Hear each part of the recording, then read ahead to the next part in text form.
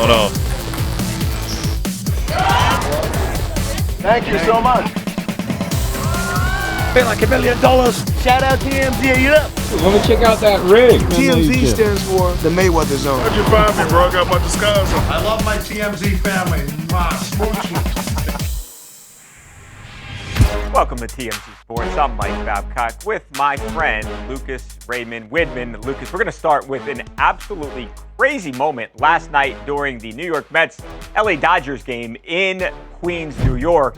It was a close game, Lucas. In fact, the game that the Mets were at one time winning, then the collapse begun, then the meltdown happened on the field, and now a talented Mets reliever has probably seen his career with the organization vanish right before his eyes. So we're going to go last night, Lucas, to the 8th inning of said baseball game. Jorge Lopez, one time in his career, you go back to 2022 with the Minnesota Twins, the righty reliever was an all-star. So a talented pitcher did not like a call that was made by the third base umpire.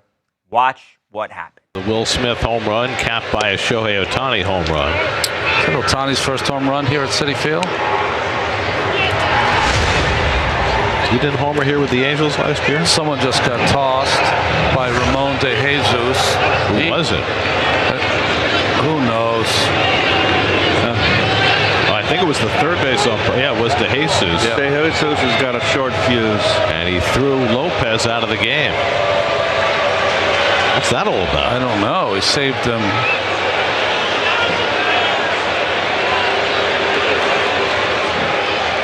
Well, that's adding insult to injury. That's frustration by Lopez. I don't know how Lopez and Ramon de Jesus would have anything to say to each other. Well, what has been a bad day all the way around has just gotten worse. Whoa. And Lopez responds by tossing his glove up over the netting and into the crowd. And that's where the Mets are at right now. It's not a good optic. No. So, Lucas, it started with that check swing. Lopez thought Freddie Freeman had swung the bat. You watched the overhead view. He did not swing the bat. Jorge Lopez had no reason in my mind to be mad. And this is bigger than Jorge Lopez being in trouble with the manager or with the organization. The team literally cut him. They designated him for assignment, meaning he is done with the New York Mets. Not great for the franchise, and it's kind of, just a symbol of what's been going on for them right now because they're so far out of first place in the division and not winning games. And, you had an opportunity to win this one, and you absolutely blow it in epic fashion. It just kind of goes to show what's going on with the Mets right now. Yeah, look, the Mets, they started slow. They went on a bit of a streak, and you thought that they might be getting things together. You look at the roster, it's not a great roster, despite the fact that, Steve Cohen, the owner, has got all the money in the world. But right now, they just do not have the players. Maybe that changes next season. But right now, they don't have the players. They've been losing. Clearly, there's frustration within the organization. They played a doubleheader yesterday. They lose the first game of the doubleheader. As a matter of fact, the Dodgers had been in the midst of a 5-game losing streak, and just what the doctor ordered up for the Dodgers was the New York Mets. So Lopez throws the glove. Now, about an hour later, Lucas, after he throws the glove into the stands, game's over. Mets lose 10-3. Jorge Lopez at his locker with the beat reporters. Then he's asked about what happened, and if you thought things were bad, just wait. Carlos Mendoza said that he understands the emotion, but that particular action of throwing your glove into the stands was unacceptable. Looking back on it, do you regret doing that? No, I don't regret it. I think I've been looking the worst team probably in the whole MLB. So, whatever happened. So, whatever they want to do it, I'll be tomorrow here if they want me. Whatever they want to do. So, I'm gonna keep doing this thing. So I'm healthy on whatever. On whatever to do. I'm ready to come back tomorrow, and if they want me to be here, so I'll be here. Just to clarify what you said, just because I didn't fully understand, did you say I'm on the worst team? Is that what you had said? Yeah, probably. It looked like. Yeah. And that they were embarrassed by you? Is that what you... Yeah, they do. There was a big debate going on about those comments online because, look, obviously English is not his first language, Yeah. and there might have been a bit of lost in translation kind of situation going on here where he didn't really fully grasp the question and the clarification and what he said, because a lot of people online were like, no, he was saying teammate, or no, he was saying team. So people were going back and forth, and then when you have the reporter asking for clarification, and he's like, yeah, that's what I said. Right. You know, you got to go with that. But as it turns out, early Thursday morning, he went to Instagram, and Jorge said, whoever hear me, I said teammate, and what I said on the situation, I've been the worst teammate. Thanks, media, for make it worse. Now, so what you could do is also dissect that and see if he's just saving face now because he's out of the job with the Mets. And, you know, a lot of teams aren't going to want a guy like this. If they're thinking that he's trashing a team, they're going to be like, well, what's he going to do to us? But more deep into this is bigger than baseball for Lopez, because there are reports out there that his son is very sick right now and is actually in need of a transplant.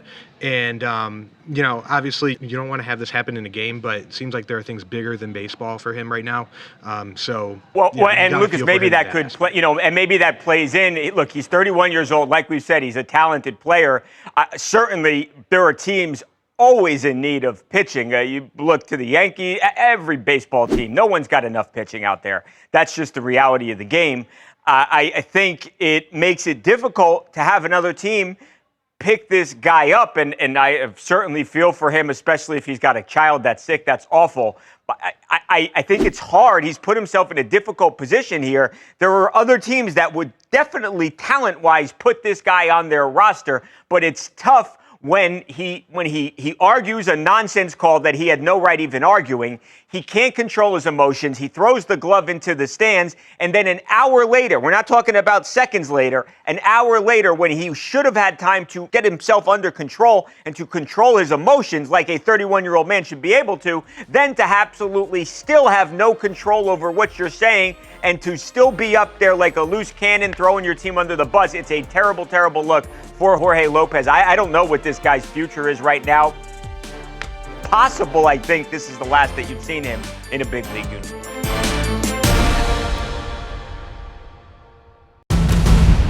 Coming up, JJ Redick appears to be the front runner to land the vacant Lakers head coaching job. Question is he the right fit? Someone who knows a thing or two about coaching in Los Angeles, Byron Scott, is going to answer that question.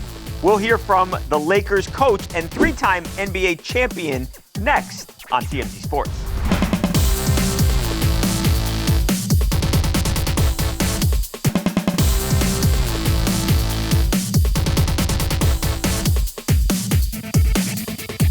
Welcome back to TMZ Sports. Mike and Lucas. The LA Lakers still do not have a head coach, but it looks like they could be close to hiring JJ Redick. Now, there are other candidates, but let's be honest here. JJ Redick seems to be the front runner. In fact, there are some reports that actually have him putting a staff together already. Well, Lucas, the question is that a good idea? Now, the Lakers have gone through a bunch of head coaches lately. Not a one has worked out. Of course, Darvin Ham was here for 2 years. He is now out of a job. JJ Redick had a long and successful career as a player. Wasn't a superstar, but nice career. But, Lucas, he has never coached before. Played for great coaches, never had his own team. So, is it a hire that they should make then? Well, that's the question that we asked somebody who does know a thing or two about running his own franchise, because Byron Scott, not only did he win 3 championships as an NBA player, of course, with the LA Lakers, but he was also a longtime coach, Lucas, the Nets, the Lakers, NBA Coach of the Year in 2008. We recently ran into Byron Scott, and we asked him that very question about JJ Redick. Is this the right move for the purple and gold? Reports are saying JJ Redick is a serious candidate for the Lakers job. Do you think he could be a good fit? It's a good question. JJ has no coaching experience whatsoever, and it's hard jumping in that seat as a first-time head coach. You know, I look at some of the other players who played in this league. Steve Nash is a guy that comes to mind who played in the NBA, never had any coaching experience, and it didn't work out real well in Brooklyn for him. So it's a tough job, and it's really even tougher for guys who've never had any coaching experience. I mean, do you think he has what it takes, though? I don't know. You know why? Because I don't know JJ. You know, I know he has some respect in the league. He got respect with his podcast and things of that nature. But I don't know if he has what it takes to be a great head coach in the NBA. But again, if he gets that opportunity, we'll find out real soon. Would you be interested in like serving on his staff? You know, because he needs a person with experience. Yeah, a person with experience, a person who has won, a person who's been coach of the year, won NBA championship. You know what? I don't know. It might be. We'll see. That's a good question. It could be a possibility. It could be a possibility. Interesting. And Lucas, honestly, in my mind, if JJ does get hired, he needs to bring on someone like Byron Scott that does know how to run a team and has been there before. I think that's probably what will happen if that's the case and he is hired. And there have already been names that are thrown around, but it's like one of those things where I think NBA teams come into this this trend of wanting the sexy pick. And right now, that is JJ Redick. But like Byron Scott pointed out, that doesn't always go well. I mean, I feel for guys like Steve Nash who had, amazing careers, but recency bias here. Like, the guy's an awful coach, though. But JJ Redick, I think it might be a little bit different because he is so close with, a number of people that are still in the NBA, and he's been praised as such a big basketball mind. He has the podcast with LeBron, so that would be a little interesting to see if that continues. But shout out to our camera person, Jordan. I've never seen up Byron Scott's nose before. Jordan is short and Byron is tall.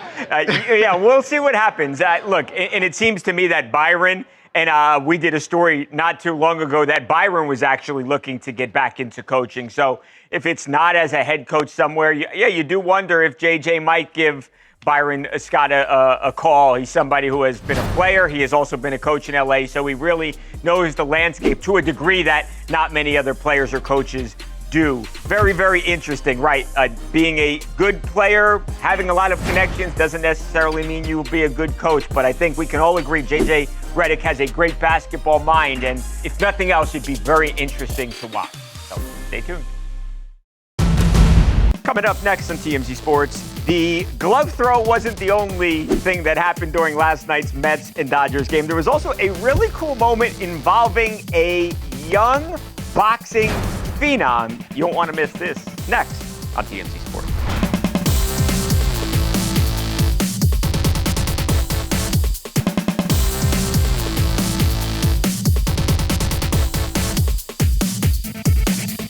With a Will Smith home run, capped by a Shohei Ohtani home run. Is that Ohtani's first home run here at Citi Field? Yeah. Jesus has got a short fuse. And he threw Lopez out of the game. Well, what has been a bad day all the way around has just gotten worse. Whoa. And Lopez responds by tossing his glove up over the netting and into the crowd. That's where the Mets are at right now. I don't regret it. I think I've been looking the worst team in probably in the whole MLB. So, whatever happened. So. Well, Lucas, of course, that was our top story today. Last night's Mets game ended absolutely terribly for not just the New York Mets, but especially for their pitcher, Jorge Lopez, who, of course, not only tossed out of the game, but now also tossed off of the Mets team. I will say this, though, Lucas. It wasn't all bad last night for the New York Mets. It was actually, things started off pretty cool because they were visited by one of the best young boxers in the entire sport, a guy by the name of Xander Zayas. He was at Citi Field because he is actually fighting on June 8th at Madison Square Garden. Now, Xander is from Puerto Rico, and he is an absolutely star in the making, and he got to spend some time, Lucas, with a bunch of the Mets players, but specifically some of their Puerto Rican players, and namely Francisco Lindor, who is one of the best players in all of Major League Baseball, of course, is from Puerto Rico himself. So Francisco, Lucas, actually signed his belt, his championship belt, which was obviously a thrill for Xander, who is just 21 years old, is 18-0, and again, he's got a big fight coming up on the 8th. So it ended badly, ended with a loss and the glove in the stands, and we know all that. We talked about it, Lucas, but that was a really cool moment. You just got to hope the Mets' bad luck does not rub off on him, or else that undefeated record's going to go away real quick. I was also thinking, look at him in that uniform. Do you think he could suit up for them? Because they could definitely use the help right now. He looks pretty good. I'm curious to see. I haven't seen his first pitch yet. Maybe we'll get a look at it here. They're in the market for a relief pitcher, I've heard, Lucas, because they have one less than they had yesterday before the game started. So it was a really cool moment. If Xander does lose on the 8th, we know who to blame. Now, Lucas, there is a common theme here. Of course, Xander, a Puerto Rican star, Francisco, a Puerto Rican star, and next weekend in New York City is the Puerto Rican Day Parade. Now, an absolutely massive event. Awesome time, fun to be at, but, Lucas, if you actually want to go and experience the real thing, not that New York City isn't awesome, you have come to the right place because, Lucas, it's time for TMZ's Pick Your Destination sweepstakes. As you know, we are giving away 4 weeks of vacation and $8,000 travel money to one lucky winner, courtesy of Wyndham Rewards, the #1 hotel rewards program. With over 60,000 places to stay, Wyndham Rewards points can be redeemed for stays around the world, including family-friendly resorts like Wyndham Gran Rio Mar in Puerto Rico. You can also use your Wyndham Rewards points to book a tour or activity through Viator, like a zip-line excursion through the national rainforest. Watch TMZ on TV and TMZ Live through May 31st for the word of the day. Then go to tmzsweepstakes.com for more details and to enter. The parade is fun. It's a fun weekend in New York City. Give me that 8 days a week. Coming up next on TMZ Sports, you will not believe what Neymar did to a teammate who pranked him. I think it's safe to say he went way overboard in getting his revenge. That's next.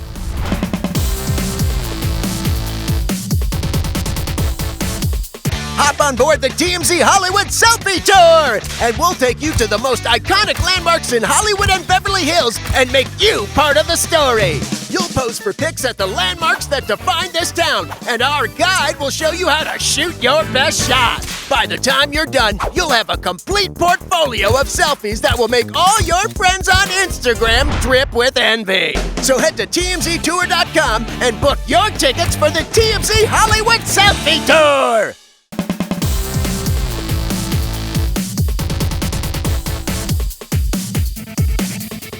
Welcome back to TMZ Sports, Mike and Lucas. Lucas, if you all take one thing away from today's show, it's not don't throw your baseball glove into the stands. It's not go to Puerto Rico for a beautiful vacation with Wyndham's Rewards, which you should do. It is never, ever, ever, ever prank Neymar. Yeah, the international soccer star Neymar. And one of his teammates, Lucas, learned this the hard way. So we're talking about Renan Lodi, who is a really nice player. They, of course, are teammates on the Al Hilal soccer team in Saudi Arabia. Well, Renan just wanted to have a little bit of fun with Neymar, Lucas, who, by the way, is not even playing. He's got a knee injury. So what does Renan do? Yeah, some little clean, good-natured fun. He tied Neymar's shoes together, Lucas. Okay, there he is doing it. Okay. Okay, oh, there it is. Like, harmless, right? Yeah. No, apparently not. Not at least in Neymar's book. Watch what Neymar did. Neymar grabbed a knife, Lucas, and walked out to Renan's car. Check this out. Yeah, Lucas, the reason we went sound up there, because I wanted you to hear that noise. I wanted you all to know this was not fake. That is Neymar stabbing his tires and flattening all four. Dude. Never seen anything like this before. I'm insane. Is he psycho? Talk about a major overreaction, and this is coming from a guy who overreacts on the daily. Fact. Like, fact. Neymar, bad teammate? So if I'm his teammate, I go up to him after this and I go, I'm going to hurt your other knee now because you messed up my car. And you don't do that. That's like rule number 1 with a teammate. I know you do, like, a lot of people like to do the popcorn and fill it up to the brim with popcorn and all that. And that's all harmless fun. You get it. Yeah. You get a vacuum and you get to work. But that, you have to replace the tires and everything. If I'm the teammate, I'm also asking, hey, just give me a brand new car while we're at it. Honestly, that crossed my mind, mind, Lucas, that Neymar, who is, by the way, making just on salary by itself $200 million a year. Those are the type of paydays that soccer stars like Ronaldo and Neymar are getting in Saudi Arabia these days. I really do think, even if it costs $200,000, that's nothing to Neymar. The fact that Renan had to have the mechanic come out and jack the car up and switch all 4 tires, I imagine that he couldn't leave, takes a long time. I cannot believe this. My mind is blown that Neymar actually did that. And I don't have the quote right. Oh, wait, I actually do, Lucas. So this is what Lodi had to say. He said to Neymar, next season is long. I eagerly wait for your Rolls Royce. So spray paint the whole thing. Just write your name all over it.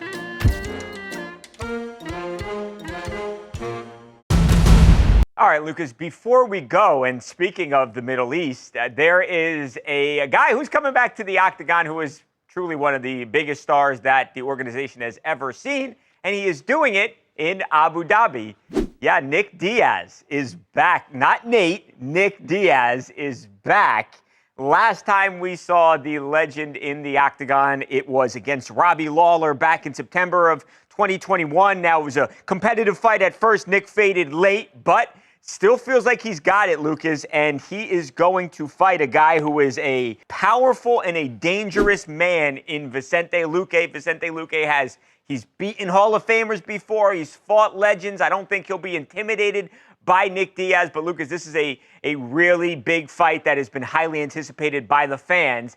And in that same vein, Lucas, tomorrow we are actually going to be joined by Nick's opponent, Vicente Luque. Lots and lots of questions about this massive fight. We'll have that tomorrow, a bunch of other big stuff. Have a great night. I'm a lawyer.